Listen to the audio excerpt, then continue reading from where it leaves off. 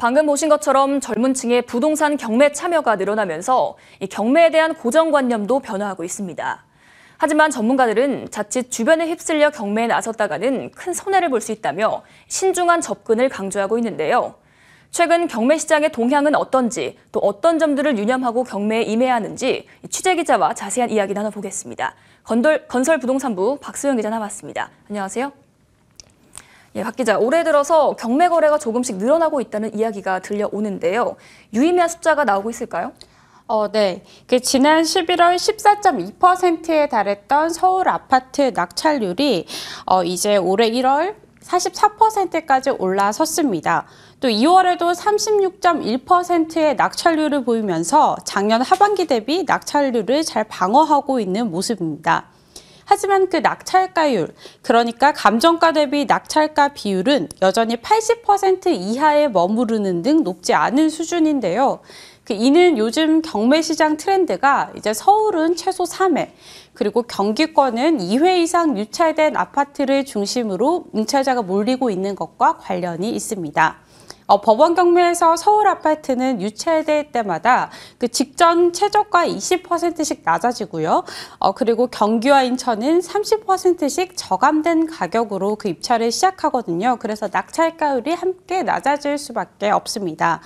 또 더군다나 경매 참여자들이 지금 상황이 좋지 않기 때문에 입찰가도 매우 보수적으로 써내고 있거든요. 그래서 낙찰가율이 떨어지는 현상은 좀 당분간 지속되지 않을까 하는 생각이 듭니다. 네, 유찰되는 물건들이 나오면서 최저 경매 가격이 낮아지고 또 결국 저렴한 가격의 물건을 사려는 수요자들이 늘어나고 있다, 이렇게 볼 수 있겠네요.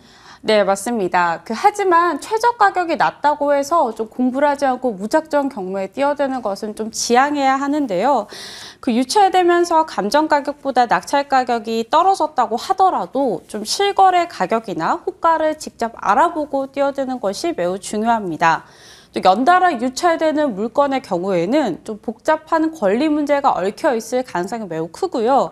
또 그래서 일반인이 접근하기에는 더욱 까다로울 수가 있습니다. 전문가의 의견 한번 들어보시죠. 1억 원의 감정가액이 정해지고 한 번 유찰이 돼서 8천만 원의 최저 입찰 가격이 정해졌다. 그런데 이게 정말 2천만 원 내가 싸게 사는 거냐? 아니라는 얘기죠. 시장에 나갔더니 이 물건이 7천만 원이더라. 그럼 경매로 살 필요 없다라는 거예요. 그래서 현장 탐방을 나갔을 때 시세 확인, 전월세 수요 확인 이런 것들을 좀 철저히 하자라는 얘기예요. 지금 고금리 상황이 여전히 지속되고 있는데 앞으로도 이 경매 시장에 더 많은 물건이 나올 것이라고 예측해도 될까요? 네, 경매 시장 선행 지표인 신청 건수를 좀 살펴보면요.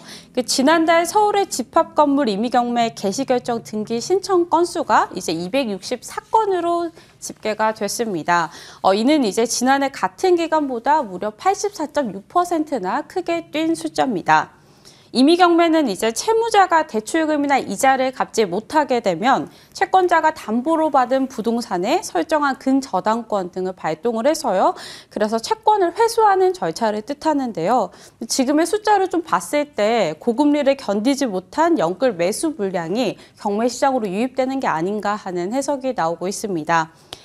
그래서 올해는 계속 지금 경매 물건들이 나올 것으로 예상이 되고요. 만약 경매에 관심이 있어서 공부를 계획하고 계시다면 좀 올해를 계기로 시장을 유심히 지켜보는 것도 좋겠습니다. 네, 하반기에도 경매 시장에 물건이 많이 늘 것으로 보이는데 이 경매 거래가 익숙하지 않으신 분들은 신중하게 접근을 해야 할 것 같습니다. 오늘 말씀 잘 들었습니다.